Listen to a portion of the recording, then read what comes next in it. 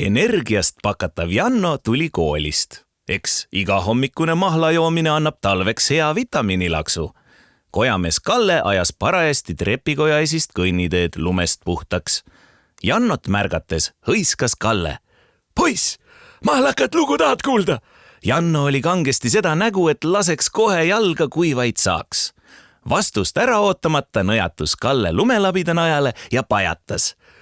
Tead küll, korter 21 elab üks paarike. Mõlemad töötavad mingis startupis. Ükskord tuli üks neist koju ja vaatas, et veel oigud maas. Läks nende järgi magamistuppa, jäljed viisid riidekapi juurde. Vend teeb ukse lahti ja oppa! Riiete vahelt piilub välja lumemees. Porgand püsti, keset nägu. Lumemees köhatas närviliselt ning ulatas meele aura apelsinimahla paki ise pomisedes.